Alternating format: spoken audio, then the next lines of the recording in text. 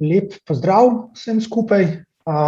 Upam, da ste po napornem delu uspeli se majčkeno odpočiti, imeti malo pavze. In zdaj smo nazaj. Ideja je v tem, da zdaj seveda smo kar nekaj stvari se pogovorili v okviru naših delovnih skupin. Zdaj bi pa probali še skupaj malo pogledati, kakšni so pravzaprav rezultati našega dela v zadnji uri in pol. Tako da bi morda povabil zdaj posamezne moderatorje k temu, da se mi pridružijo in potem podajo zaključke. Opozoril bi vse, da seveda še lahko naprej nadaljujete delo v Miro okolju. Moderatorji bojo namreč ravno posterje, ki smo jih skupaj naredili v Miro okolju, uporabili za to, da bojo poročali o vašem delu. Tisti, ki bi imeli pa morda ob tem poročanju še kakšne dodatne ideje, predloge, pa seveda lepo povabljeni, da tiste listke, ki se nahajajo spodaj pod posameznimi posterji, izkoristite za to, da še kakšno zadevo dodate, če menite, da je skupina morda na kaj pozabila. Tako da tole našim delovno Miro okolje ostane v veljavi. Če se je kdo slučajno odjavil ven, lahko spet s klikom nazaj na tisto povezavo, ki smo predelili z nami v chatu, pride nazaj. Zdaj, kar se tiče pa morebitnih komentarjev ali pa pripomb na celo zadevo, pa tako kot smo to naredili že v jutranjem delu, lepo prosimo, da vse svoje stvari zapišete v chat, potem bomo pa Gala v nekem momentu prosili, da bo z nami delil morebitne vaše dodatne komentarje ali pa morebitna dodatna vprašanja, ki se bodo pojavila. Tako da jaz bi zdaj kar mogoče povabil Boštjana. Boštjan, ti si prva skupina, bi se nam lahko prosim pridružil, povedal, kaj je bila vaša tema in povedal, kaj ste kaj ugotovili v tej uri in pol dela. Ja, mi smo pokrivali dve podtemi, in sicer prostorsko načrtovanje in pa ozelenitev mest. Zdaj tukaj smo pri tej prvi temi smo identificirali nekaj rešitev, recimo, ki bi lahko jih kasneje mogoče izvedeli v praksi oziroma pa so pomembna za prostorsko načrtovanje. Se pravi, to so področja v strateških dokumentih, prometne ureditve, renaturacija degradiranih območij, omejitev širjenja naselij, preprečevanje krčenja gozdov in pa spremembe družbenih navad. Tukaj smo dali kot en primer, recimo sprememba enodružinskih v dvostanovanjske hiše. Pri ozelenitvi mest smo pa rekli, da je v bistvu pomembno načrtovanje zelenih površin. Ena tema, ki smo izpostavili, je urbano gozdarstvo in kmetijstvo, potem zelene strehe in fasade in pa v bistvu spoštovanje standardov in pa načrtov pri izvedbi. Zdaj, seveda, malo težje je v bistvu potem, kako od teh idej preiti v prakso. Tukaj smo v bistvu rekli, da je pomemben, se pravi, uveljavljati pristojnosti, recimo nekega občinskega nadzora, se pravi, kako se izvajajo OPN-ji, da je pomembno povezovanje in pa sodelovanje na lokalni, kot tudi regionalni in pa državni ravni, se pravi, pri usklajevanju in pa doseganju ciljev, da je pomembno informiranje in ozaveščanje, kot smo že v bistvu na začetku rekli, na plenarnem delu. Medtem, kar smo pri ozelenitvi mest rekli, da je pomemben, da bi bilo na občinah treba določati odgovorne oddelke in pa osebe, ki skrbijo za določene te površine. Dobro, seveda tudi zagotoviti finančna sredstva, ampak to se mi zdi, da je posebno vprašanje, oziroma posebno poglavje. Nadzor nad izdanimi upravnimi dovoljenji, ker kot smo že uvodoma ugotovili, prihaja do razhajanj med planom ali pa tisto, kar je v nekih dovoljenjih in pa potem, kaj se izvede v praksi. Pomembne so tudi priprave kakšnih krajinskih zasnov, se pravi na različnih ravneh, da je to lahko dobra osnova za kaj v bistvu potrebujemo tisto, kar potem bi se lahko izvedelo v praksi. Spet smo tukaj rekli, da je pomembno ozaveščanje javnosti o pomenu zelenja, Se pravi, ne samo teh javnih zelenih površin, ampak zakaj je dobro tudi recimo, da si pač na svoji parceli posadiš drevo.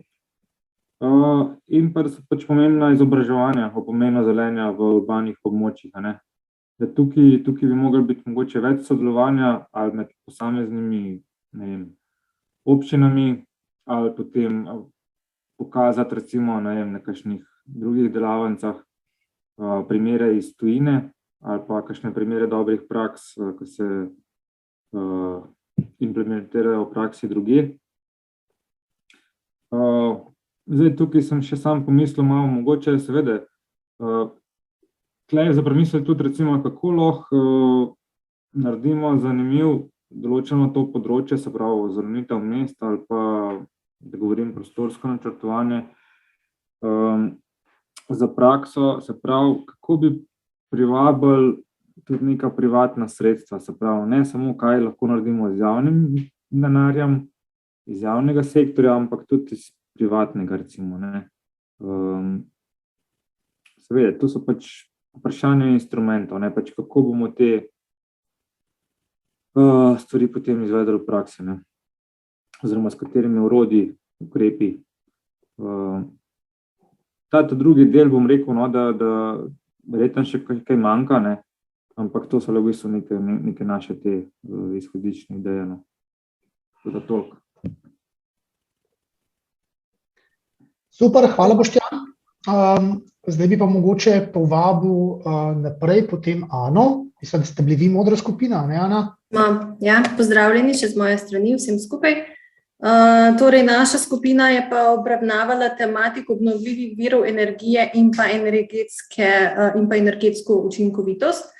V skupini smo malce pogrešali nekega strokovnjaka z tega področja, ampak smo kljub temu z ekipo oblikovali en kup predlogov in pa rešitev na tem področju.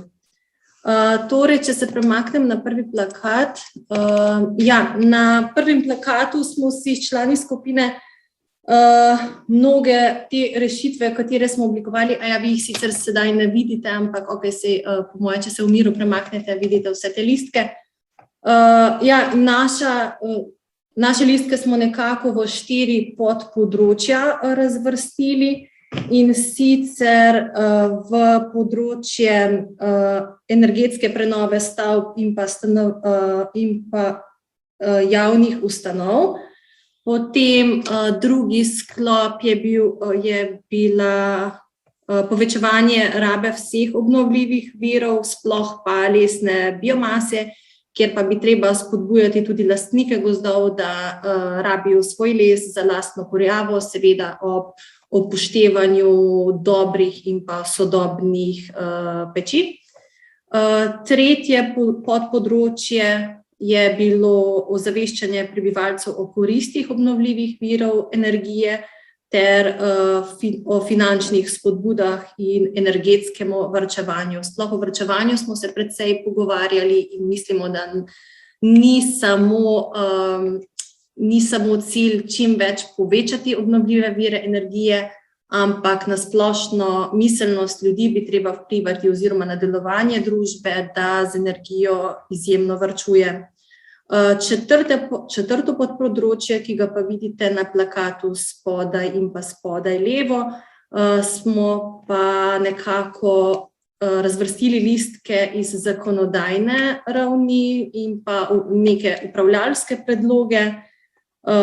Tukaj smo izpostavili predvsem, da je zelo pomembno usklajevanje sektorjev pri postopkih, da je potrebno manj birokratizacije in pa da bi bila potrebna davčna politika, ki še bolj spodbuja naložbe varčevanja. Pri praktični vaji številka 3 smo nato izluščili eno rešitev, ki se nam je nekako zdela najpomembnejša oziroma s katero bi lahko najbolj vplivali v tem trenutku na blaženje podnebnih sprememb in pa na prilagajanje podnebnim spremembam. In sicer ta predlog je bil, smo ga malo nekako združili, ozaveščanje prebivalcev o varčevanju z energijo in pa spodbujanje k rabi energije iz obnovljivih virov energije. To smo podkrepili z rešitvami oziroma s procesnimi koraki oziroma ukrepi. In sicer na prvo mesto smo postavili, da je zelo pomembno ozaveščanje o varčevanju energije že v šolah. Torej, da bi vplivali na otroke, kajti nismo samo starejši dovzetni za pač neke spremembe, se nam zdi, da so otroci tisti, ki tudi oni nas potem upozorijo na neke naše napačne odločitve in se nam je zdelo zelo pomembno, da se najprej ozavešča tudi otroke.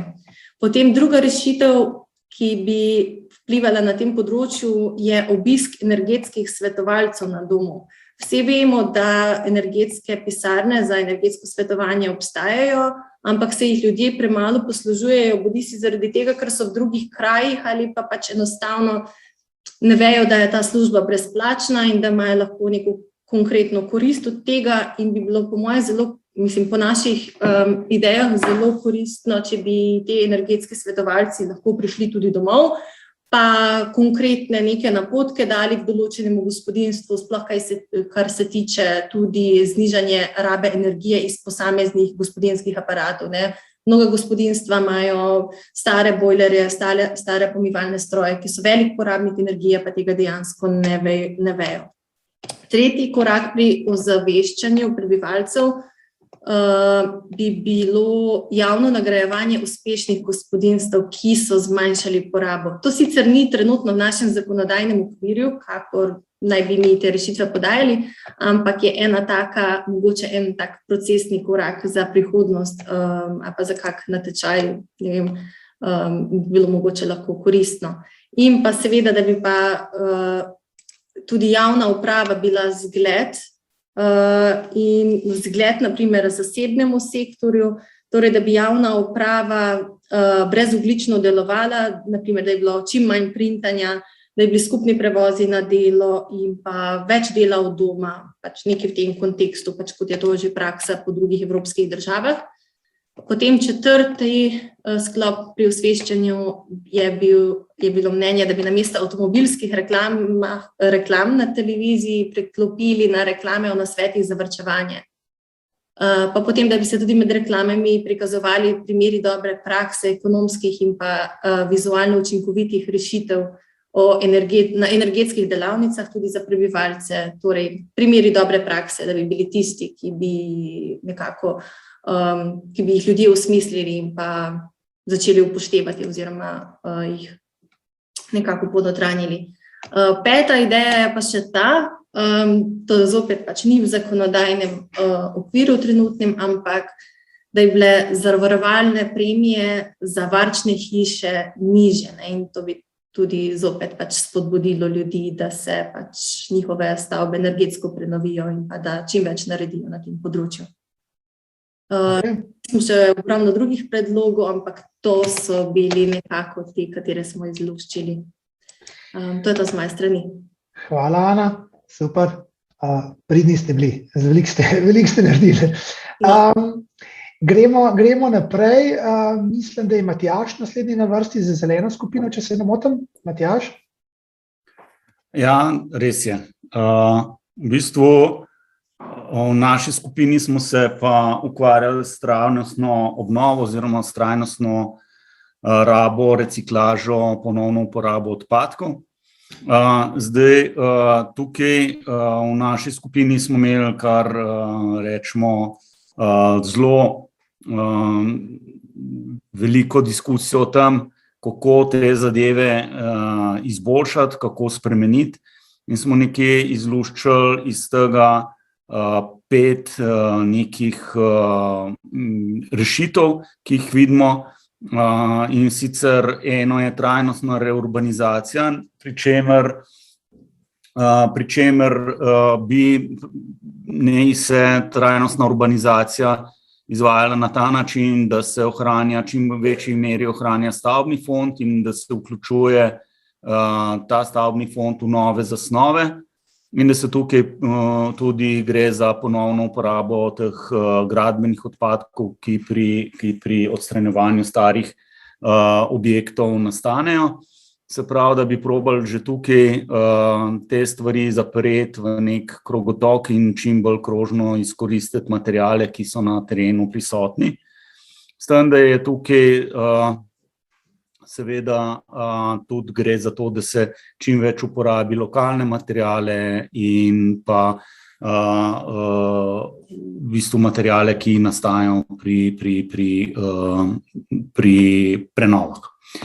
Drugo področje, ki je v bistvu ureditev sistema ponovne uporabe, za katerega smo predlagali, da bi bilo treba urediti centre ponovne uporabe, urediti sistem sledenja gradbenih odpadkov in predelave teh odpadkov, ponovno uporabo odpadkov in pa dvigniti nekje ponovno uporabo odpadkov v sistem krožnega gospodarstva tudi na raven službe vlade, ker tako pač udeleženci, ki so bili znotraj naše skupine, menijo, da je situacija, kakršna je trenutno na področju odpadkov, problem tega, da je nekje prenizko v sistemu, prenizko v samem upravnem sistemu.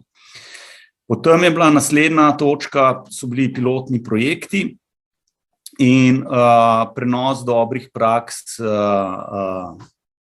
odločevalcem in v samo prakso, s tem, da je bilo tukaj poudarjeno to, da bi morali da bi bilo idealno, da se odločevalci aktivno vključijo v same pilotne projekte oziroma, če se da, da jih tudi vodijo, ker namreč edini na ta način je zaenkrat v Sloveniji možno te stvari potem speljati tudi v prakso.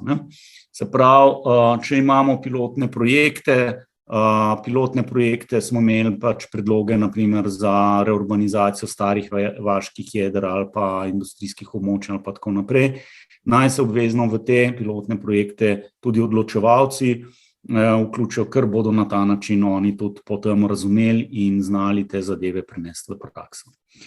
Potem je bila naslednjo področje, je bilo ozaveščanje, tudi tukaj je bila, se mi zdi, kot v prejšnjih skupinah, je bila velika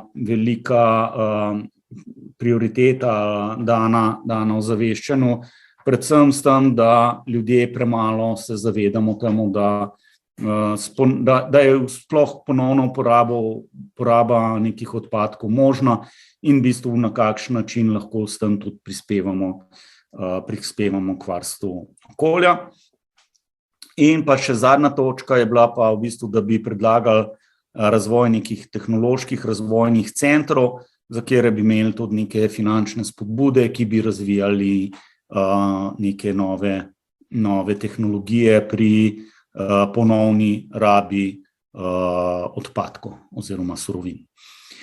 Zdaj, v zadnjem delu, se pravi, ko smo prišli na zadnjo vajo, kako zdaj te ideje spraviti v prakso, smo se odločili in obdelali 2 od teh 5 predlogov, in sicer za samo ureditev sistema ponovne uporabe in pa za ozaveščanje. Pri sistemu ponovne uporabe smo se strinjali s tem, da ne rabimo odkrivati toplo vodo, ampak da imamo že razvite strategije, ki jim je treba samo dati pomembnost in jih začeti izvajati, da je treba določati vrsto odpadkov, ki se lahko ponovno uporabijo in te spodbujati in dati jim primerne spodbude, da je treba v bistvu določiti, koliko odpadkov je treba ponovno uporabiti pri rekonstrukcijah objektov, da je treba vzpostaviti sistem sledenja gradbenih odpadkov in ponovne rabe teh odpadkov, da je treba urediti davčno politiko, da bo v bistvu nakup surovin dražji od uporabe teh predelanih odpadkov, ki se lahko ponovno uporabijo, in da je treba zmanjšati nastanek odpadkov nasploh, se pravi, da pri teh sistemih ponovne uporabe v največji meri, da se odpadki ponovno uporabijo kot surovina. Zdaj, tukaj je bilo pa še na koncu en predlog, da bi morali v bistvu tudi na državni ravni pogledati, v kakšni meri je to možno na lokalnih ravneh izvajati in da če je treba te zadeve spodbujati s finančnimi mehanizmi, da se to tudi naredi. Če grem potem naprej na ozaveščanje, smo pa identificirali, da je potrebno ozaveščanje izvesti na različnih ravneh za različne ciljne skupine, da so ena ciljna skupina, kjer je treba narediti ali pa pojačati ozaveščanje, da so v bistvu že tisti, ki podajajo, ki komunicirajo z javnostmi, se pravi novinarji, ki o tem poročajo, da jih je treba v bistvu primerno izobraziti in jih primerno oborožiti z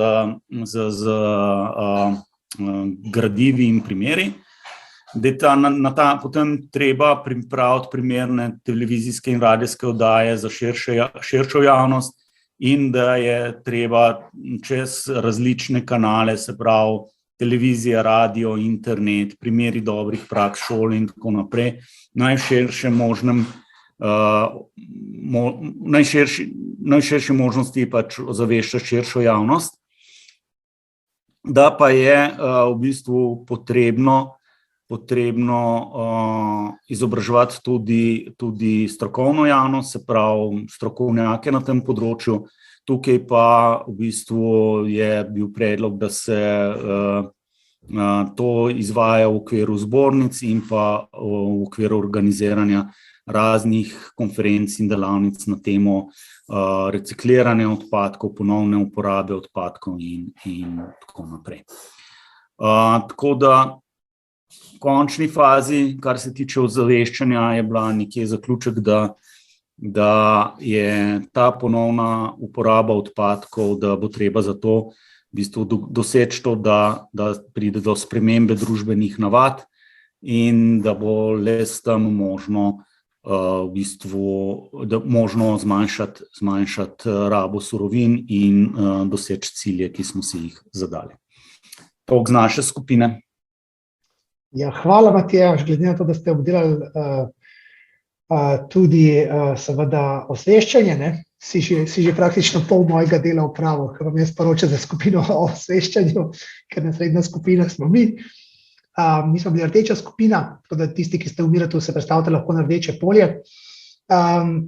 Skratka, naša skupina se je ciljno ukvarjala z osveščanjem kot neko horizontalno tematiko, ki se sigurno povezuje na vse ostale teme, o katerih smo danes govorili. Zdaj, mi smo začeli z eno tako splošno razpravo o tem, da absolutno je potrebno, da je osveščanje eden ključnih mehanizmov, ki lahko pripomore k precejšnjemu napredku. Da bi si pa želeli, da ne bi ostali samo na nivoju nekih udarnih TV kampanj, okroglih miz, delavnic in tako naprej, ampak bi si želeli, da bi to osveščanje poteklo na nivoju zelo konkretnih primerov, bodisi primerov dobrih praks, bodisi primerov, kako določene stvari speljati v praksi, skratka, da bi bilo to neko ciljno usmerjeno osveščanje. Zdaj, nadaljevali smo nekako z razpravo o tem, kdo so pravzaprav naše ciljne skupine. Nekako smo prepoznali naslednje ciljne skupine in sicer lastniki objektov, se nam zdijo ena zelo pomembna ciljna skupina, potem seveda strokovne službe, ki smo jih večkrat omenjali v različnih vlogah, potem pa ena veriga v bistvu ciljnih skupin, odločevalci na lokalnem nivoju, prostorski načrtovalci in upravljavci zelenih površin, kot tisti, ki bi lahko verižno skupaj dosegli nek učinke, no tako zadevo bomo tudi kasneje probali predstaviti. Potem seveda tista ciljna skupina, ki je verjetno vsem nam, ki smo tukaj na delavnici najbližje ali pa je najpogosteje omenjamo, to so otroci, dijaki, študentje in pa starejši kot tisti, ki predstavljajo pravzaprav izziv morda, ker komunicirajo na čist drug način, ker treba uporabiti tudi na različne pristope za njim. No, pa smo pa začeli vendarle razmišljati o tem, kaj pa bi bile teme, s katerimi bi lahko naslavljali naše osveščanje. In smo se dotaknili zelo različnih zadev, od tega, da smo se pogovarjali o ponovni uporabi sive vode, se pravi zajete meteorne vode, ki bi se lahko uporabljala ponovno v objektu za zalivanje, WC, splakovanje in tako naprej.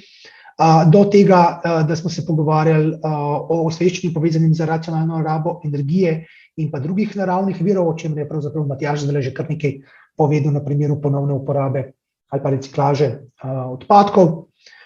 Pogovarjali smo se o promociji trajnostne mobilnosti preko raznih konkretnih rešitev, kot so recimo pešbus ali pa nakup službenih koles za prevoz na sestanke znotraj istega kraja. Konec koncev tudi z nekimi morda tekmovanji za uspešnost med podjetji, kjer bi se lahko vzpostavili. No, potem smo se pa lotili tudi morda bolj konkretnih zadev, kot so recimo, kako prepričati stanovalce blokov, da bi ozelenili svoje okenske police in pa balkone, oziroma kako prepričati recimo stanovalce ali pa lastnike enostanovanjskih objektov, da bi recimo na svojem vrtu raje posadili kakšno visoko drevo, namesto da takoj montirajo najmodernejšo tendo. Pogovarjali smo se tudi o vzpostavitvi mreže mestnih vrtov in pa o urbanem kmetijstvu kot eni zanimivi možnosti za osveščanje prebivalcev.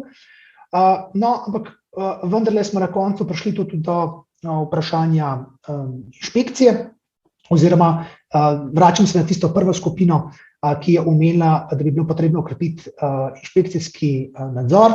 Tukaj bom pa jaz mogoče Boštjana v nadaljevanju pol dopolnil, ker smo se probali postaviti v eno situacijo, kako bi lahko z eno osveščevalno kampanjo ravno z nadzorom uporabnih dovoljenj pravzaprav dosegli kar precejšen verjeten premik v naših glavah, če si tega seveda želimo. Zdaj pa, če se tisti, ki ste v miru z mano predstavite na spodnji plakat, se pravi na praktično vajo 3, tukaj smo se lotili 2 konkretnih primerov, ki smo jih razdelali malce bolj podrobno. Pa če začnem kar pri temu okrepljenemu inšpekcijskemu nadzoru, mi smo se postavili v situacijo, ki smo rekli, ok, fino bi bilo pogledati, kaj se zgodi z dejanskim stanjem objektov 10 let po pridobitvi uporabnega dovoljenja, predvsem v luči tega, da bi bilo lastnike potrebno osvestiti o temu, ali pravzaprav je njihov objekt še v skladu s tistim, kar na njihovem uporabnem dovoljenju piše. Namen naše osveščevalne kampanje ne bi bil toliko kaznovalen, se pravi, da iščemo tiste, ki so kršili in da potem jim nalagamo neke kazni, ampak na konkretnih primerih pomagati lastnikom ugotoviti, kakšni omilitveni ukrepi so možni zdaj na območju te parcele ali pa njegovega objekta, in v bistvu na ta način potem preko osveščanja, ki bi spremljalo ves ta proces, pravzaprav osvestiti ostale lastnike, ki so morda lahko znajdejo v podobni situaciji. To smo si zamislili nekako v naslednjih korakih, in sicer najprej bilo seveda potrebno doseči neko širše soglasje pri odločevalcih na nacionalnem nivoju, namreč vemo, da inšpekcijski nadzor vendar ni nedolžna stvar in potrebno je ločiti med inšpekcijskim nadzorom in pa promocijsko kampanjo, ki bi se šli v našem primeru. In zato vidimo, da bi bilo pomembno, da bi se ta osveščevalna kampanja oziroma najava tega poskusa družbenega objavila na širšem nacionalnem nivoju, ki bi pa seveda potem sledila izvedba osveščanja na lokalnem nivoju, zato da se v neko okolje, ko nekdo pride pogledati te primere, ko se bomo ukvarjali s temi primeri, potem je tudi sprejet na nek ustrezen način oziroma da ne pride do nekih neljubih situacij. Ideja bi seveda bila, da bi recimo čez nek nadzor nad stanjem vzorčnih primerov, recimo z identifikacijo območij, kjer že z daljinskim zaznavanjem lahko ugotovimo, da je situacija eklatantno neustrezna tisti, ki je predvidena po planskem stranju, pridemo do nekih vzorčnih primerov, na kar se oglasimo do teh lastnikov teh objektov in skupaj z njimi potem poskušamo poiskati rešitve, kaj bi ti objekti lahko naredili, da bi bili bolj zeleni, če želite, ali pa da bi uskladili to svoje stanje z nekim želenim stanjem.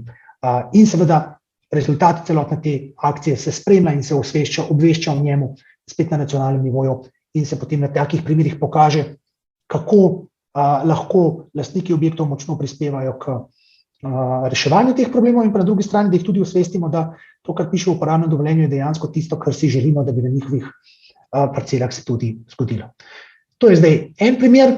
Drug primer, ki se nahaja na levi strani plakata, je bilo povprašanje, kako prepričati stanovalce enodružinskih hiš, da raje posadijo drevo, kot kupijo tendo, in pa kako prepričati stanovalce blokov, da ne ozelenijo svoje balkone in pa okna.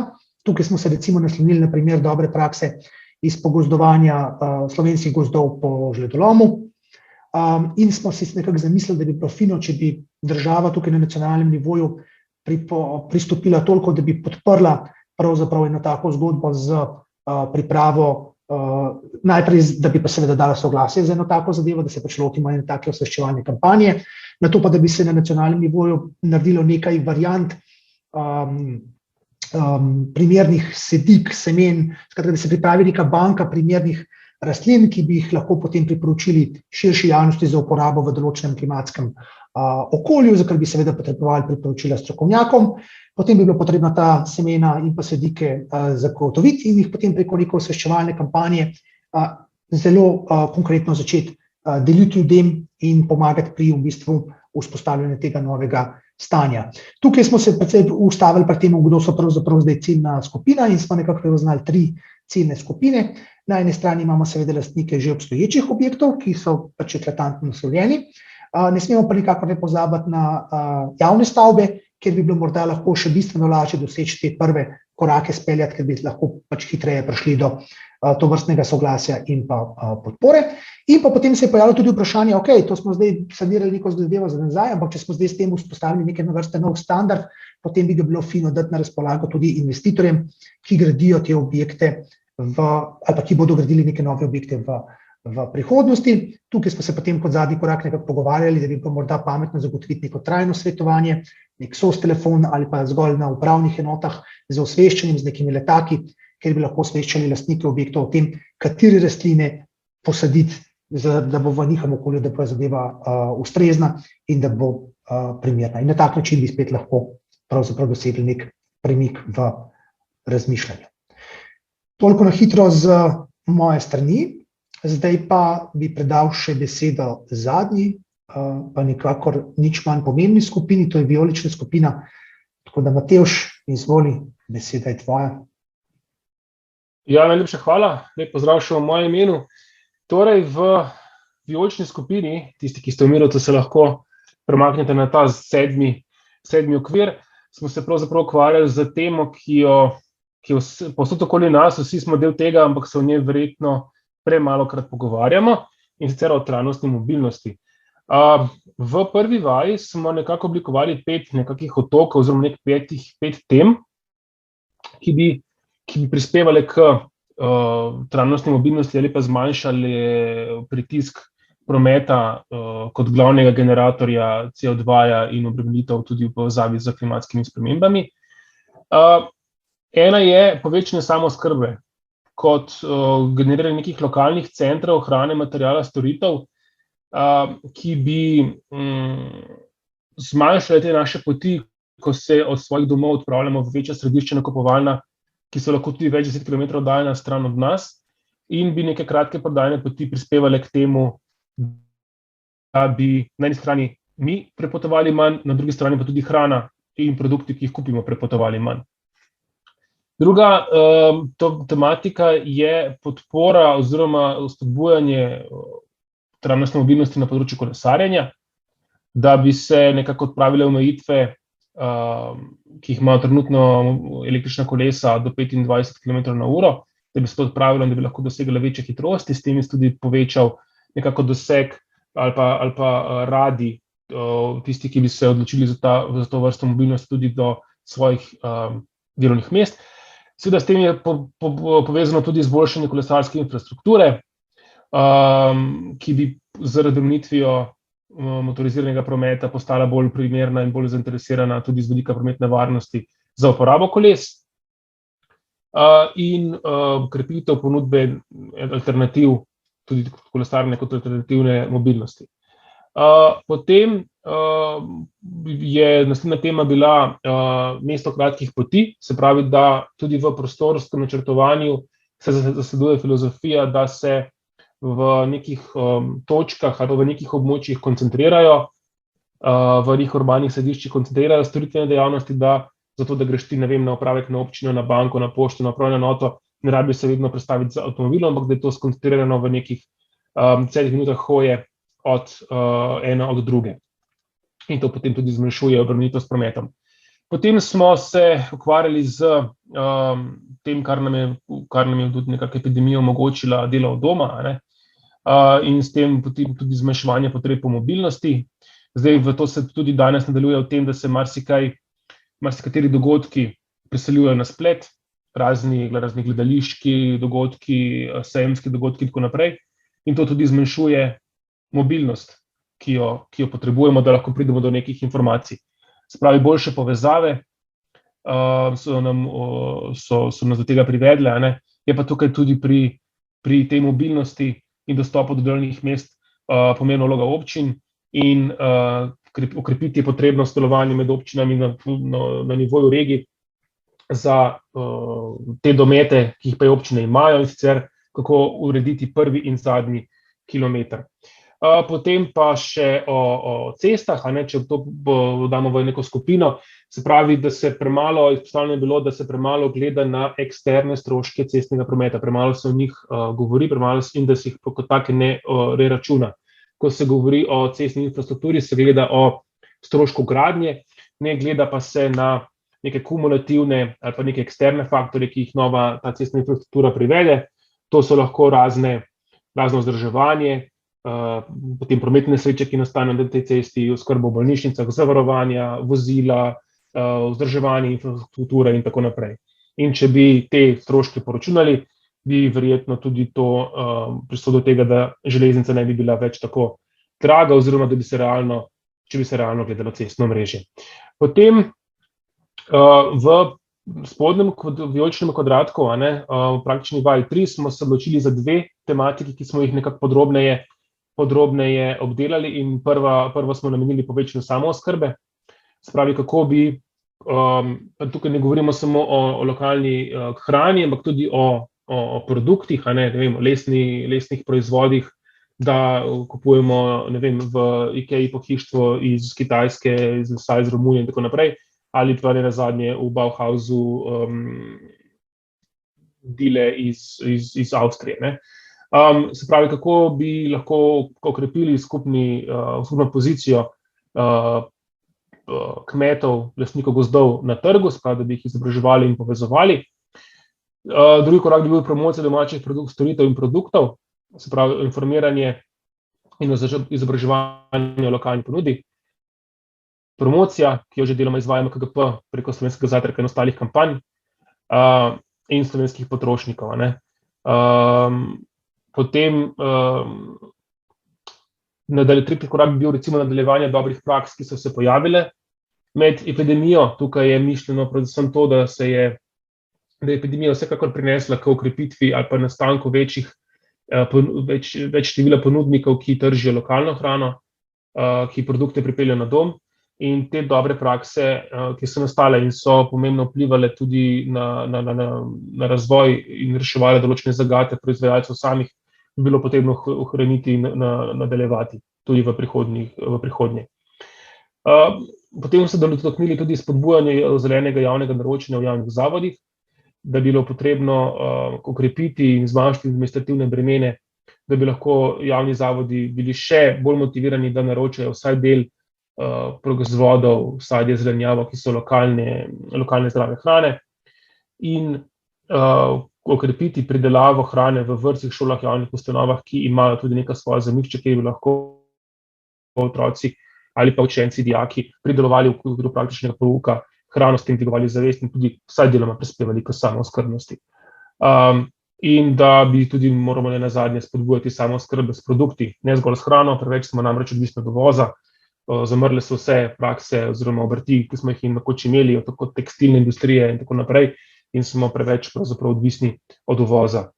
No in še druga tema, zmanjševanje potreb po mobilnosti. Zdaj, ali zmanjšujemo potrebe ali načine mobilnosti, to je tudi ena v bistvu vprašanja.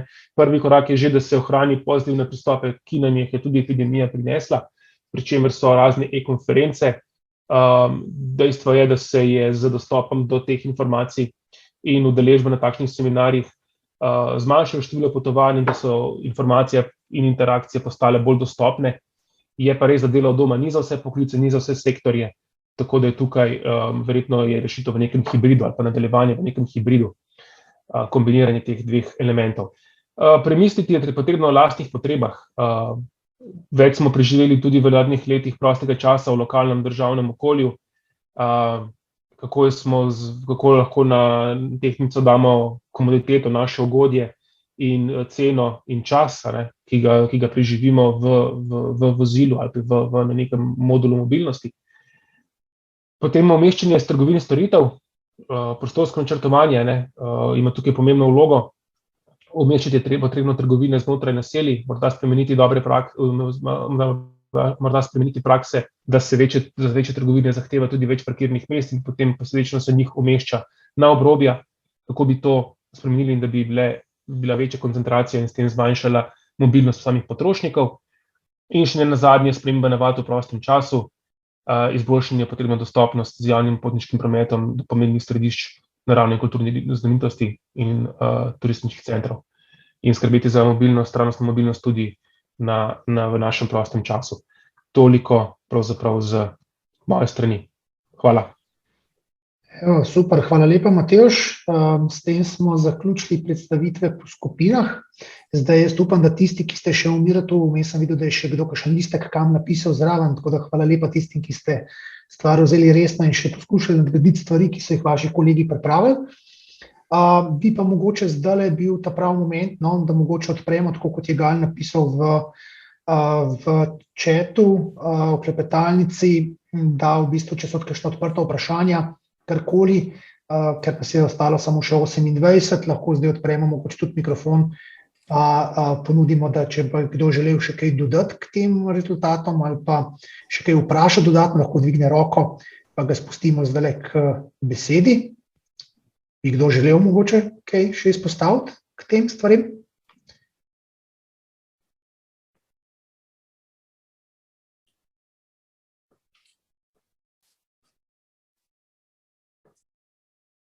Sem se sprehodil zdaj čez vse, pa mislim, da mi nikjer nobene dvignjene roke ne vidim, tako da predvidevam, da nekih dodatnih vprašanj ni.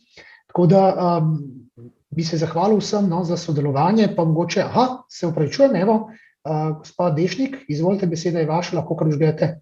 Ja, se opravičujem, sem dolgo iskala rokico. Mene zanima ti rezultati te delavnice, o kateri smo danes pač se pogovarjali, bodo šli kam, kje, zakaj se bodo porabili, kdo bo to slišal, kdo bo kaj spremenil?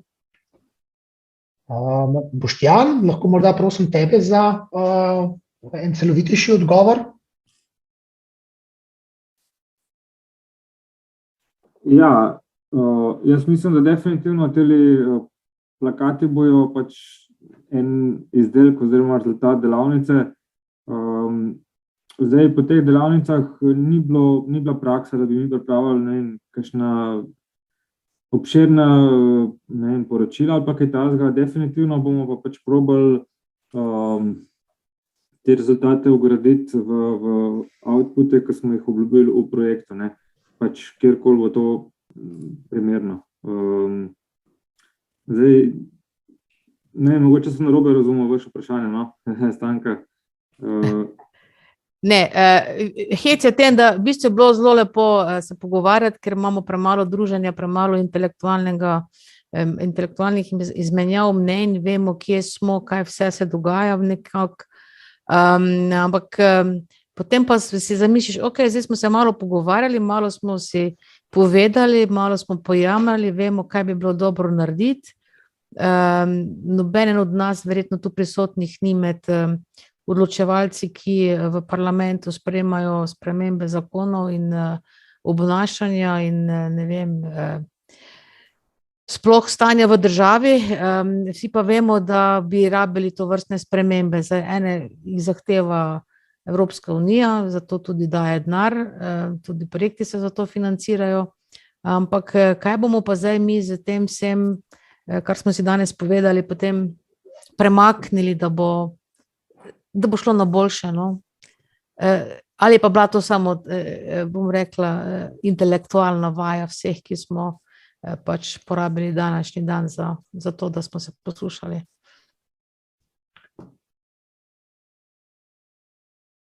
Ja, zdaj jaz mislim, da vsak od nas, kjerkoli že dela, se pravi, dobro, naš projekt je pač eden izmed teh, ampak jaz mislim, da na katerem koli področju delamo, ali je to zdaj projekt, ali je to pač služba kot taka, bi se mogli truditi, da pač govorimo o teh stvareh, pa pač probamo premakniti, ne. Zdaj, eno je to, da pač sugeriramo, ne vem, odločevalcem, da recimo kakšno stvar integrirajo v svoje strategije ali pa priročnike, pravilnike, kakorkoli, pač to je ena stvar. Zdaj, kar lahko naredimo v okviru projekta, je, da seveda naš projekt bo sicer tekel do leta 2026, ne. Običajno imajo live projekti tako imenovan afterlife plan, ne, kjer ti v bistvu opredeliš, kako boš zagotovil trajnost rezultatov projekta, se pravi, kaj bi bilo dobro narediti, da se recimo določene aktivnosti ohranijo ali pa živijo naprej po izteku projekta. Zdaj, je to neka metoda, ki jo ti razvijaš v projektu, pa jo potem probaš prenesti v prakso, ne. Ali je to identifikacija, ne vem, virov financiranja za določene aktivnosti po izteku projekta, ampak glede na to, da je projekt dolg, mislim, da moramo v bistvu biti že bolj proaktivni že tekom projekta, ne čakati, da bo pač projekta konc, ker vemo, da velikokrat po koncu projekta stvari nažalost zamrejo včasih, ne. Jan, če se lahko še jaz mogoče tlele vključim noter zdaj v tole zadevo, no, zdaj tako, to je prva od 3 delavnic v tem sklopu, ki je povezan z prostorskim načrtovanjem, tako da sled temu te delavnice sledita v naslednjem letu, letu pa pol še 2 delavnici, in tukaj bo kontinuiteta sigurno zagotovljena, tako da nadaljevali bomo delo tle, ki smo ga danes končali in se posvetili po nekim drugim, bolj podrobnim tematikam oziroma bolj podrobnemu razmišljanju o nekih konkretnih aktivnostih. Kar se mene osebno tiče, ja, lahko rečemo, da je bila tole ena vaja in skupni napor, ampak jaz mislim, da je bila vaja usmerjena namenoma v razpravo v iskanje nekih ukrepov, ki so izvedljivi danes v današnjem zakonodajnem okviru, ne toliko o sanjanju, o tem, kaj bi bilo vse fino narediti, ampak res pokazati tisto, kaj lahko vsak sam prispeva. Zdaj, tukaj smo zelo pestra skupina ljudi, verjamem, da vsak od nas predstavlja en majhen kolešček v tem sistemu, ki na koncu pripelje do implementacije ene takšne ideje, tako da absolutno pričakujem, da bomo vsi tele zadeve, ki smo si jih danes povedali, probali vsak po svoje, ne, implementirati v svojem vsakodnevnem življenju. In nenazadnje, da vidim nobenega razloga, zakaj iz tega ne bi mogli novi projekti ratati ali pa neke nove usmerjene ciljne kampanje. Konec koncev, večina naših inštitucij, ki smo danes tukaj sodelovali v takšnih in drugačnih evropskih projektih, vsak evropski projekt ima osveščevalno kampanjo, lahko morda kdo te ideje ponuca tudi zato, da nadgradi ali pa malo bolj konkretizira svoje ukrepe, svoje aktivnosti v projektu, ki jih že pravzaprav izvaja ali pa bi jih izvajal mogoče malo bolj teoretični ravni, če ne bi tega konkretiziral. Tako da namen te delavnice je bil res pogovarjati se o čim bolj konkretnih stvareh, ki jih lahko takoj začnemo delati. Nekatere se pa že izvajajo, pa morda samo vemo, ne, da se stvari že vrtijo, ne. Prej, ko sem govoril o odsvetličevanju balkonov pa oken, Ljubljana je speljala osveščevalno kampanjo Odsvetličimo mesto, sicer na temo urbanega čebelarstva in z namenom ohranjanja čebel, ampak efekt je pravzaprav popolnoma enak, samo izhodišče je bilo mogoče malo drugačno. Tako da en kup teh stvari, o katerih smo se danes pogovarjali, se da speljati. Na nas pa je, da prispevamo k temu čim bolj, kot se da. Ja, mogoče še malo dopolnim jaz. Čisto na začetku projekta, oziroma na začetku, zdaj ne vem, koliko časa je že od tega, no, smo mi ustanovili tako imenovano partnerstvo za trajnostno rabo zemljišč in gozdarstvo. Zdaj prek tega kanala probamo čim več informacij zdaj seveda dati tistim, ki so se pač včlanili. Je pa tako, da v bistvu tudi vsako tole delavnico smo se odločili, da bomo snemali vsaj ta glavni del in bomo pač te linke tudi dali na tisti portal. In ja, nažalost, verjetno več kot to, da pač poskrbimo za informiranje in za ozaveščanje, ne moremo trenutno, ne, da bi se res nekaj premaknili v praksi, ker sami vidite, da v bistvu za določene spremembe v Sloveniji v bistvu res rabiš čas, ne. Če hočeš nekaj stvari res spremeniti, traja včasih 10 let. Mislim, nažalost je tako, ampak nekje je treba začeti in moramo pač govoriti o določeni temi. Še kakšno vprašanje morda?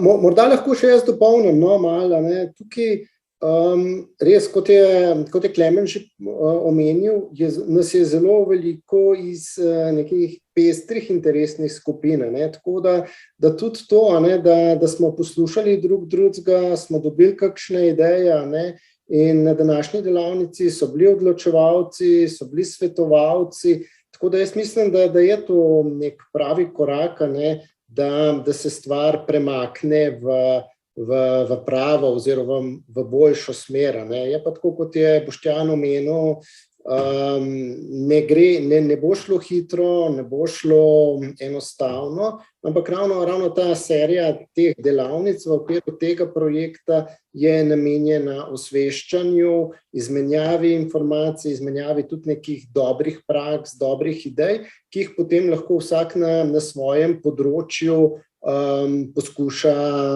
ne vem, implementirati ali pa uporabiti za izboljšanje. Hvala lepa, Gal, za tole dopolnitev. Matjaž, izvoli. Ja, se lahko še jaz dopolnim. Meni se zdi ta diskusija zdaj zelo prava, no.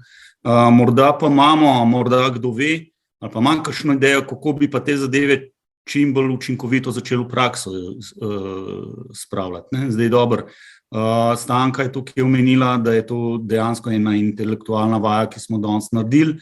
Malo smo se pogovarjali o tem, kaj bi bilo za narediti in tako naprej. Imamo tudi ukrepe, ki so povezani z ozaveščanjem in tako naprej. Zdaj, morda pa bi veljalo posvetiti še, ne vem, malo razprave pa temu, kako zdaj to čim bolj učinkovito spraviti v prakso. Pa bi morda kar pozval, če ima kdo kakšno idejo, ne vem, da kar predlaga, ne?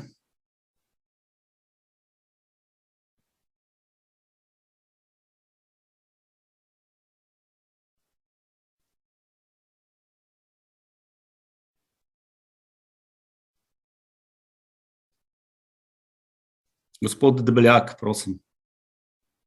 Halo, ja, tako, pozdravljeni. Janko Debeljak, Kmetijski zavod Ljubljana. Sem tudi udeležen z današnje delavnice.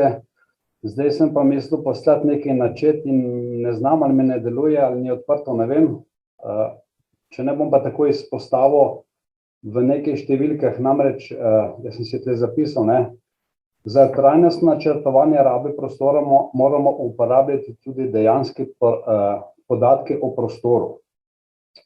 Zdaj v načrtu skupne kmetijske politike v tem obdobju 2021-2027 je navedeno, da je v Sloveniji 694 000 hektarov kmetijskih zemljišč, ne.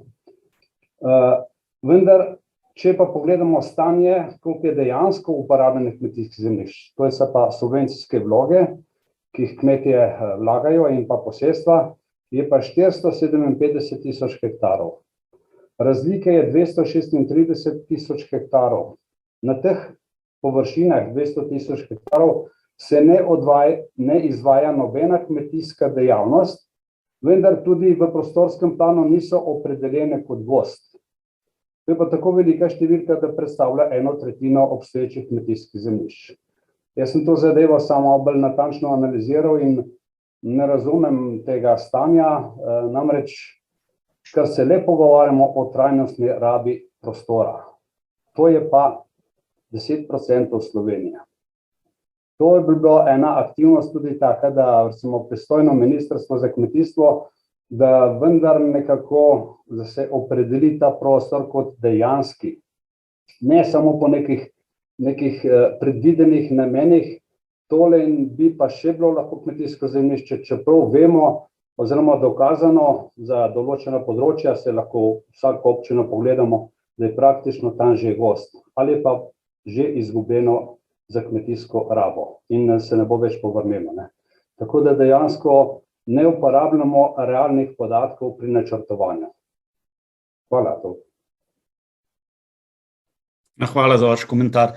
Ja, v bistvu sigurno imamo potencijale zelo velike, ki jih ne izkoriščamo. Vi ste omenili kmetijska zemljišča, prav tako je tudi na drugih segmentih. Mi smo, naša skupina je konkretno obdelovala ponovno uporabo odpadkov, kjer vemo, da pri gradbenih odpadkih mi na veliko odpiramo nove kamnolome in tako naprej. Gradbeni odpadki nam pa končujejo nelegalno ob strugah potokov, vrtačah in tako naprej. Tukaj so razkoraki in potenciali še zelo veliki in tudi na nekaterih drugih področjih je podobno.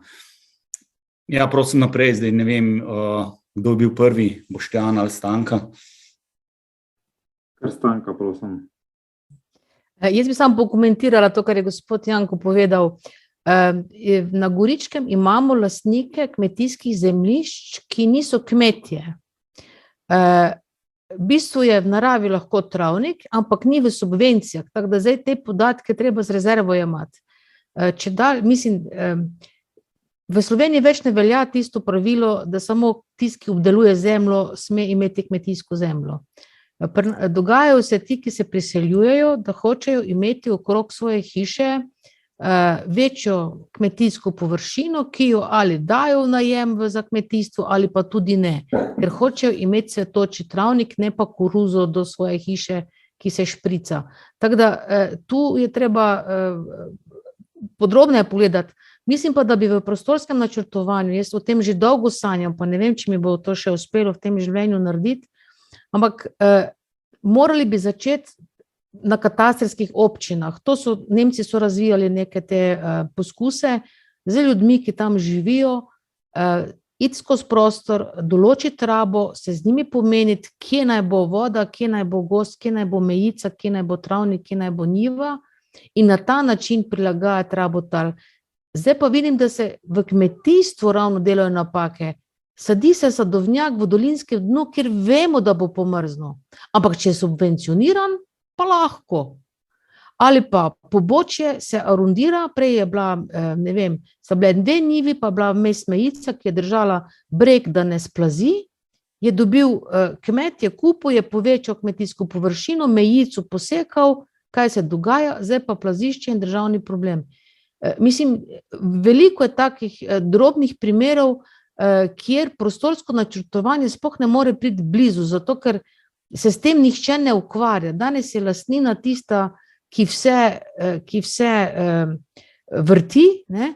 In zdaj na Goričkem, ki je zadnjo območje v tej državi, ki se najkasneje deagrarizira, se pravi, nam število kmetov hitro upada, ker so bile tule male kmetije, prebivalstvo je staro, zemlja se prodaja kot vroče žemlje, zdaj tudi z večine kupuje sklad kmetijskih zemljišč, ker smo med 2 državnima mejama in je bila to politična odločitev in mi ne vemo, kaj se bo zdaj s temi kmetijskimi zemljišči dogajali, kdo jih bo obdeloval, na kakšen način jih bo obdeloval ali pa celo kupil, ker sklad tudi zdaj lahko že prodaja.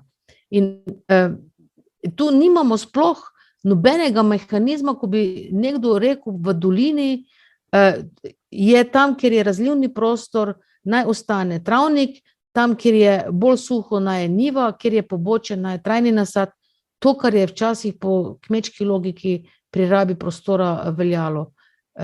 In potem iz tega izvirajo potem tudi vsi vplivi podnebnih sprememb, seveda, ne? Na samo kmetijstvo. In potem kmetijstvo kaj ugotovi? Aha, suša je, vročina je, vodo za zalivati rabimo, zdaj pa zajezimo potok, pa bomo namakali. A je to pravi način razmišljanja? To se jaz sprašujem, ne? Mi nekako, zdaj, kar se tiče gozda, gozd se zarašča seveda tam, kjer se raba upušča. Upušča se konkretno na Goričkem, tam, kjer so male parcele, kjer je to na pobočju, kjer je nedostopno, kjer so stari lastniki, ki ne morejo več obdelovati. In tudi tam, kjer je lastnik država in je upravljalec sklad in noben noče vzeti zakup, ker je težko obdelovati. Tam se zaraste gozd. Verjetno je tudi prav in morali bi dejansko narediti najprej analizo, dokje gozd, ja, kjer je smiselno, kjer je smotrno, kjer pa tudi ne. Ne, mi potem damo ven ukrep, odpravljanje zaraščenih površin, 5, 10 ali koliko, 5 jurjev po hektarju, ne glede na to, kje bi se to izvajalo, brez prostorsko-ekološke presoje, ali bi tisti lastnik tisto bilo dobro, da odstrani ali ne.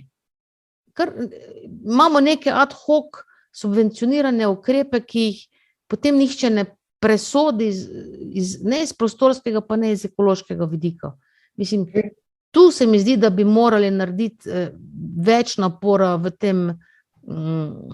teh strokovnih podlagah, ki tudi pripravljalci prostorskih občinskih načrtov sploh ne naročijo, občine tega ne naročijo, ker nimajo tega denarja. Potem poslušaš zgodbe, da za poplavno varnost po občinah naročajo poplavne študije, ne po povodju, ne po porečju. Mislim, to je čisti nesmisel.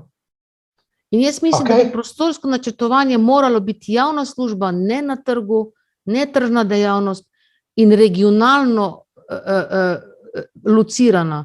Konkretno primer, če Gorenjci zdaj brez zamere delajo prostorski načrt na Goričkem, avtomatsko pride odlok za gradnjo objektov Kozolc, ki nima na Goričkem, a ima baš ništa iskati, ker ni tradicionalen element arhitekturni tukaj.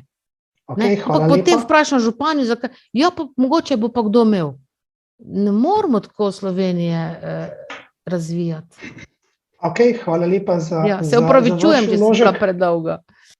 Ja, bi dal še priložnost Boštjanu, ki je že roko dvignil, pa že kar čaka. Če lahko še to počasi zaključiti. Se kar strinjam s tem, kaj je povedala Stanka. Mislim, sploh to, kar se tiče mejic, mislim, da bi mogel biti malo bolj reguliran. Jaz sem tukaj živim po Radomljah in v bistvu pred časom, mogoče se to opazilo v medijih, ne vem, nekdo je pač posekal tukaj ob Mlinšci praktično par 100 metrov na golo. Mejica vemo, da ima pač določeno funkcijo kot habitat in tudi kot, ne vem, za erozijo, pa zaradi zadrževanja vode in tako naprej. In ne vem, to mi je čudno v Sloveniji, da pač to bi res moglo biti reguliran. Pa še repliko, mogoče glede teh podatkov. Ja, drži, ta podatek, ki ste ga povedali glede kmetijskih zemljišč, drži, bi pa sam pojasnil. Mi imamo cirka 185.000 hektarov je praktično te obdelovalnih površin oziroma njiv, da tako rečem, potem nekih dobrih 50.000 je v bistvu trajnih nasadov, govorim vinogradi, sadnjaki, oljčniki in tako naprej. Kar se pa tiče travnikov, je pa tako, je pa cirka 330.000 hektarov, bom rekel, je travnikov, ker se pač kosi ali pa pase, potem imamo pa skoraj 90.000 hektarjev, ki so pa v bistvu neki travniki, ki so pokriti z lesno vegetacijo. To so ali površine v zaraščanju, ali so to te mejice, ki sem jih povedal, to je v bistvu raba drevesa in grmičeve, mi rečemo, ali pa, to je pa v bistvu bolj na planinah, je pa v bistvu so pa kmetijska zemljišča poraščena z gozdnim drevjem. To so predvsem planine, ki so se včasih pasle, pa so zdaj v bistvu preraščajo ali z bori, s rekami, ali pa rušjem, recimo, kakšen Krvavec je tak dosti tipičen primer. Tako da, to, kar je Stanka povedala, drži. Nekaj je tisto, kar pod subvencijam, to je tisto, kar je v bistvu kmet dobi nadomestilo, ali na hektar, ali direktna plačila, kakorkoli. Eno je pa tisto, kar je zavedeno v rabi kot kmetijsko zemljišče. Tako da, tukaj moramo takoj odšteči skoraj 100.000 hektarjev, so te neka posebna zemljišča, ki so ali v zaraščanju, ali pa nekako pokrita z lesno vegetacijo. Lahko pričakujemo v prihodnje, da sploh ta hribovita območja se bojo še naprej zaraščene, ker očitno se v bistvu prebivalstvo odseljuje. Poglejte, kaj se dogaja v Halozah, recimo vinogradi kar izginejo in dejansko imamo tam zdaj že gozdove, ker pač ni ekonomika ne špila, pač ljudje ne obdelujejo več in se pač preseljujejo v mesta za službami. Hvala. Hvala lepa vsem. Zdaj bi jaz dal mogoče Matjažu besede samo za kakšno zaključno misel ali pa povzetek tega, kar smo danes cel dan pravzaprav počeli. Potem pa mislim, da ima Gal za nas pripravljeno že še ta zadnjo vajo današnjo. Ja, hvala za zaključek. Kaj bi rekel, jaz mislim, da bi lahko začeli tako, da v zvezi s blaženjem podnebnih sprememb in kako v bistvu nasloviti ta to problematiko pri rabi prostora, da se moramo nekje stvari peljati od strateškega proti izvedbenem, da je zato zelo pomembno dobro prostorsko načrtovanje, ki mora biti v bistvu regionalno tudi usmerjeno, ne usmerjeno samo v posamezne detajle. In seveda potem v izvedbeni fazi pa da je treba paziti tudi na to, da se določila zapiše na način, da onemogočajo ne vem, nastajanje teh betonskih džungel, da temu tako rečem. In ključna zadeva pri tem pa je tudi, da moramo tukaj imeti pol tudi nadzor nad izvedbo teh ukrepov. Tako da mi je bilo kot ukrep zelo zanimiv predlog, da bi preverjali spoštovanje določil občinskih prostorskih načrtov po 10 letih, ko zgradiš objekt, da bi videli, kaj se dogaja, ker mislim, da bi v Sloveniji lahko najdel marsikaj. Ampak skratka, da nadaljujem. Se pravi, ključno je načrtovanje, potem pa imamo veliko nekih ukrepov, s katerimi lahko to podpremo. Sigurno je z načrtovanjem zelo povezana tudi mobilnost in potreba po mobilnosti, se pravi, mobilnost kot eden od velikih potrošnikov energije lahko zmanjšamo s pametnim načrtovanjem, z ukrepi, ki so povezani s zmanjševanjem potreb po mobilnosti, kot smo omenjali, delo doma, ne vem, delo v lokalnih, nakupovanje v lokalnih centrih in podobno. Potem naslednji ukrep, s katerim lahko tudi prispevamo k temu, je seveda raba obnovljivih virov energije in pa učinkovita raba energije, kjer v bistvu smo na področju učinkovite rabe energije že kar izkušeni, bi lahko rekel. Kar se tiče pa obnovljivih virov energije, smo pa nekje na začetku, ampak se v bistvu zdaj zadeve peljejo naprej. Tukaj vsekakor bodo ključnega pomena tudi spodbude finančne, ki bodo lahko te stvari pospešile. Zelo pomembno za blaženje in prilagajanje na podnebne spremembe so seveda ozelenitev mest, kjer lahko praktično z učinkovitim ali pa z dobrim načrtovanjem po eni strani izboljšamo življenjske razmere za prebivalce, po drugi strani pa veliko prišparamo tako pri energiji kot pa pri nastajanju toplotnih otokov. Se pravi, naslednjo področje, ki smo ga obravnavali, ali pa ukrep, ki bi tudi zelo prispeval lahko k blaženju podnebnih sprememb, je ponovna uporaba odpadkov, ker vemo, da mi trenutno velike količine surovin pridelujemo in za to porabimo veliko energije, po drugi strani pa nam gradbeni odpadki nastajajo, pa tudi druge vrste odpadki seveda nastajajo in se neprimerno obdelujejo in se skratka ne rabijo na način, ki bi bil primeren ali pa ki bi ga lahko uporabili. Seveda za vse tukaj pa rabimo nekje je pa najpomembnejše, po mojem najpomembnejši element je ozaveščanje, kjer imamo, se pravi, na tem segmentu moramo delati tako na samem ozaveščanju strokovne javnosti, se pravi in na izboljšavah, na razvoju in spremljanju dogajanj tudi v drugih državah. Potem druga ciljna skupina tukaj so vsekakor prebivalci in najširša javnost in tretja ciljna skupina so tisti, ki te informacije podajo. Tako da tukaj smo imeli dosti tudi inovativnih, rečemo, predlogov. Meni so se v spomin tisnile reklame, da bi v bistvu rekli, da je treba reklame tiste, ki spodbujajo netrajnostne načine nekako brzdati nazaj. Se strinjam s tem, ampak ne vem, če se bodo tudi tisti, ki se pravi proizvajalci in tako naprej, bi se z nami strinjali. Tako da tukaj bo treba še kar nekaj poti, po mojem, da do tega pridemo. Skratka, ozaveščanje je eden od ključnih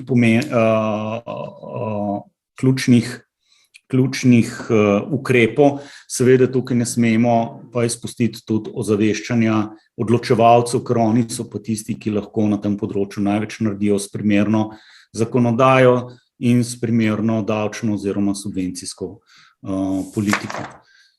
Toliko bi jaz imel morda za povzetek tega, o čem smo danes govorili. Ne vem, če ima še kdo kakšno dopolnitev. Jaz bi mogoče samo še dodal, Matjaž, to, da pač je današnja delavnica imela zelo resen namen, premakniti razmišljanje samo od nekako pogovarjanja o stvarih k temu, da pokažemo, da se marsikaj da že danes narediti, da ni treba čakati na to, da se zakonodaja pa strategije spremenijo, ampak da je marsikaj možno narediti že danes in v bistvu bi zaključil s tem nekim pozivom, saj z moje strani osebno, k temu, da začnemo v vsakodnevnih priložnostih na svojih delovnih mestih iskati priložnosti, da bomo kakšno od teh stvari, ki smo danes govorili o njej, tudi čim prej spravili v življenje na čim bolj implementacijski način. Boštjan še nekaj želi dodati, pa Gal mislim, da že čaka za Mentimetrom. Ja, čisto na kratko še, to je gospa Kuzmanič omenila, da Angleži izvajajo monitoring. Rad bi upozoril, da v Sloveniji smo včasih res bosi s podatki. To sam vidim, recimo, ko bi rad do nekih podatkov prišel, pa dejansko vidim, da niso na voljo v Sloveniji.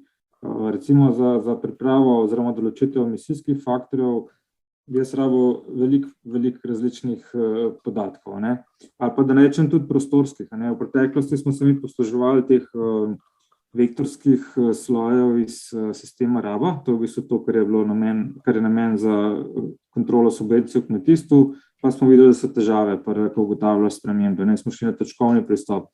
Prav zdaj dva kolega sodelavca na inštitutu ocenjujeta, se pravi, zelene površine v urbanih območjih. Tako da ta podatek bo, bom rekel, čez kakšen teden na voljo, ker dejansko ga pač potrebujem, ker dejansko ne morem drugače oceniti, kakšna je v bistvu zaloga ogljika v urbanih površinah, ker pač moram imeti podatek, koliko je rodovitnih tal.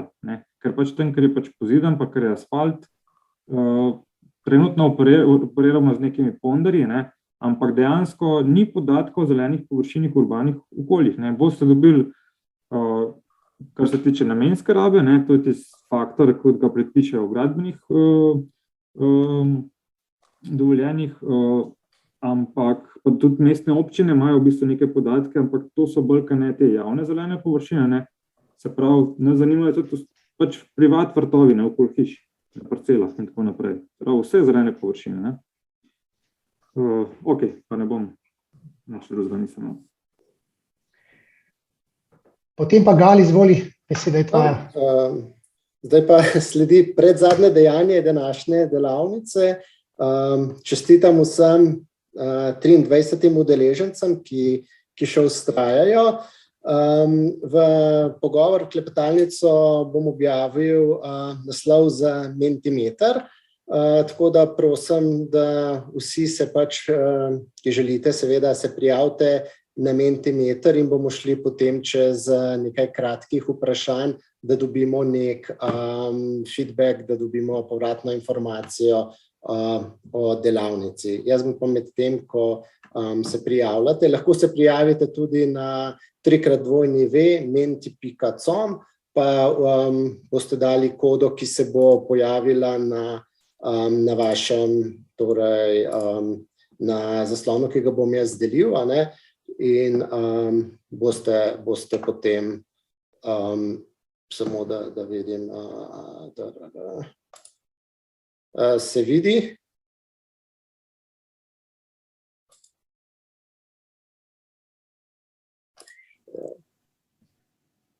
Se vidi. Zaslon, ki ga delim.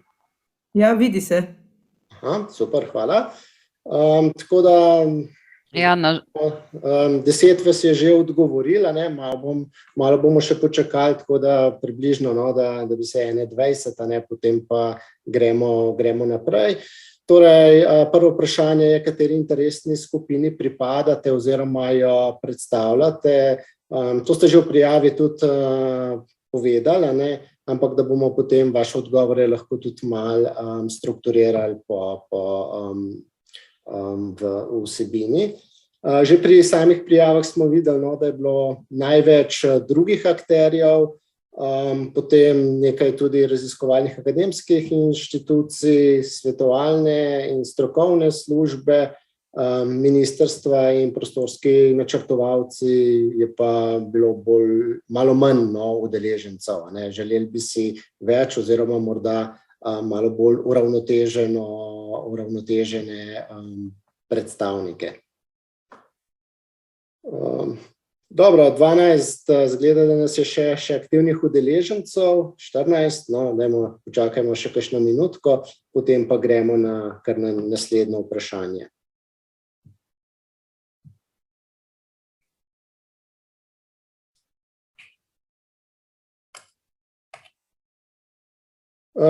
Tole me nekako zanima, če se vam je zdela razdelitev in delo v teh sobah oziroma breakout skupinah pripomoglo k kakovosti delavnice, ali se vam je zdelo, no, glede na to, da uporabljamo zaradi korone online delavnico, ne, da bi bilo koristneje, da bi, ne vem, bilo neko kot plenarno zasedanje vse skupaj, ne, pa glede na število udeležencev. Ne vem, no, če ste se najdeli noter v teh sobah ali ne, no.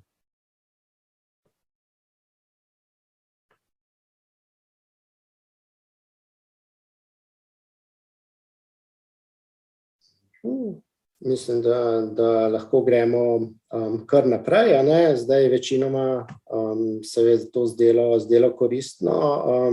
Res je seveda to malo monotonijo delavnice razbije.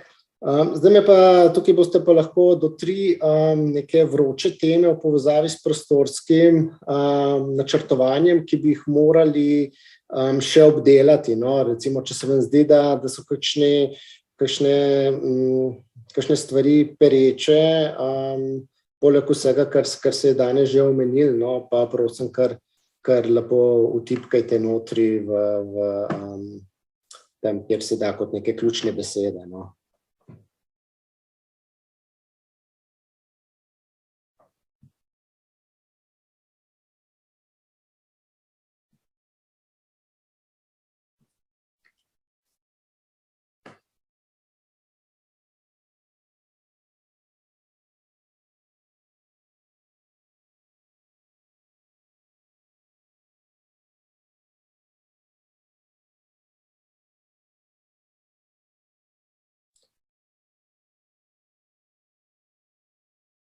Ja, morda smo tudi že malo utrujeni, a ne, pa delavnica je bila tudi vsebinsko zelo polna, a ne, ampak nekaj idej morda za naslednje delavnice, za poudarek naslednjih delavnic bi pa radi vseeno še dobili.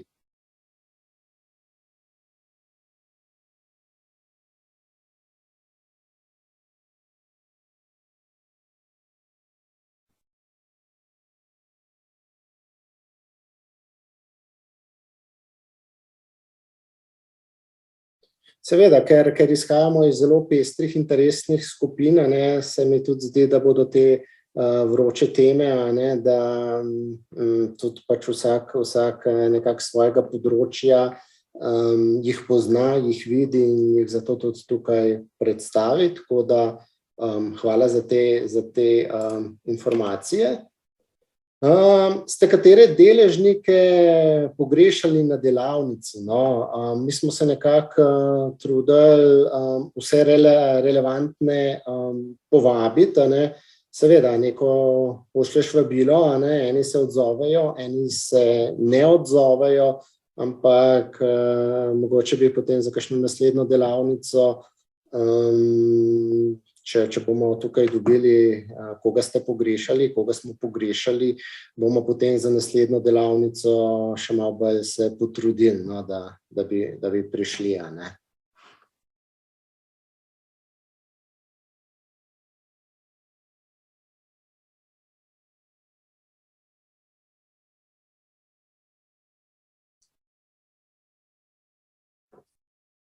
Torej, zdaj smo dobili 2 odgovora, ministrstvo, službe, občine. Ja, zgleda, da občine bi res mogli več jih povabiti. Mi smo zaenkrat, torej smo povabili predvsem mestne občine direktno, a ne.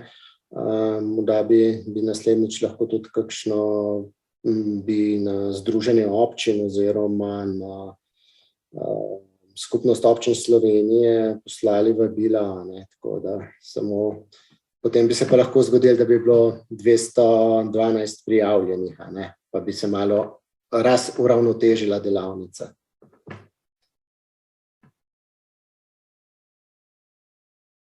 Je pa verjetno res občinski nivo tisti, kjer se konkretni, realni življenjski problemi pojavijo in se tudi rešujejo, ne, sploh verjetno kakšno leto pred volitvami je to kar aktualno. Smo prezrli, spregledali kakšne možne prostorsko-načrtovalske ukrepe, ki prispevajo k blaženju podnebnih sprememb. Se vam zdi, da smo kaj prezrli, a ne, bili ste po skupinah, bili smo potem tudi v plenarnem, a ne, tako da približno mislim, da vsi vemo, o čem smo govorili, katere ukrepe smo izpostavili. Tudi Matjaž je zdaj ob zaključku delavnice te ukrepe, se mi zdi dobro povzel, no. Ampak seveda, če mogoče kakšnega, ki smo ga spregledali ali pa si zasluži večjo pozornost, pa prosim, kar napišite.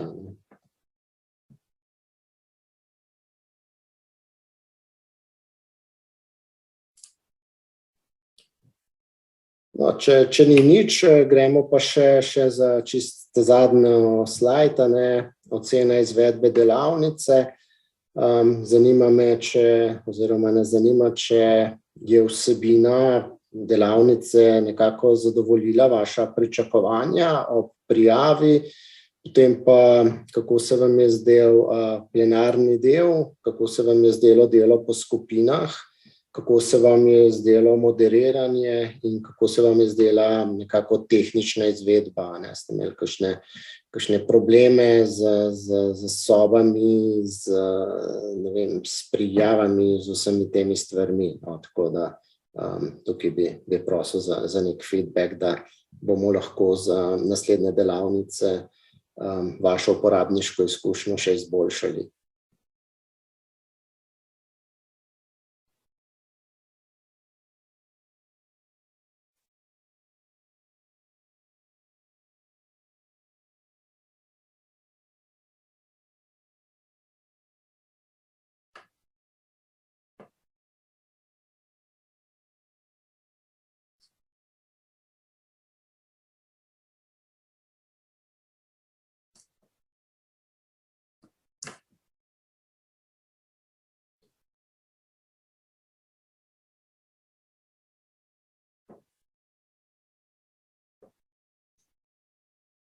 Tako, no, to je bila zadnje vprašanje, tako da jaz bi se od vas poslovil, bi pa podal Boštjanu še zadnjo besedo, no, tako da kot vodja projekta, da se od nas vseh skupaj lepo poslovi. Ja, kot je že Klemen nakazal, ne, je to zdaj pač prva od 3 delavnic z področja trajnostne rabe prostora oziroma prostorskega načrtovanja. Zdaj to se je v bistvu nekaj izhodišča, no, in bomo probali delati na tem, da bi te delavnice zdaj v prihodnje nadgradili. Sicer kot sem omenil, ne, mi imamo 6 tematskih področij, trudimo se, da so v bistvu vse vsebine nekako uravnotežene, recimo, da imamo nekje 3 do 4 delavnice na leto. Zdaj to jesen smo v bistvu štartali, imeli smo še delavnico z področja gospodarjenja z gozdovi v planu, ampak je ta trener, sodelavec, je v bistvu na bolniški bil in smo zato se odločili, da prestavimo delavnico v januar ali pa februar, no, najkasneje. Potem bomo pač naslednjo leto spet normalno po programu vse ostale teme del naprej. Jaz bi se vam rad zahvalil, no, za vašo udeležbo. Je bila v bistvu kar skoraj celodnevna delavnica, ampak res smo želeli obdelati tiste neke poglavitne teme, no, ki se dotikajo prostorskega načrtovanja in ki v bistvu slišijo na ime blaženje oziroma prilagajanje. Je pa res, da vidimo, da tukaj je malo na nas, da smo mogoče še malo bolj aktivni in probamo še malo povrtati, kaj je bilo tisto, da bi se res v praksi kaj spremenili, ne? Kaj so še tista orodja ali pa ukrepi, ki jih lahko izvedemo, se pravi poleg informiranja pa ozaveščanja, ko smo pač videli, da to je zagotovo pomembno, ne? Kaj je še to tisto, da bi lahko v bistvu vsak posameznik lahko karkoli delal na temo, ne? Zagotovo je sprememba navad, ampak to je pač na posamezniku, ne? Se pravi, zato tudi težimo v projektu, no, da izvedemo ne samo delavnice, ampak kakršnakoli izobraževanja, no, tudi 2 poletne šoli imamo na sporedu in pa tehniške dneve za osnovnošolce in pa vrtce.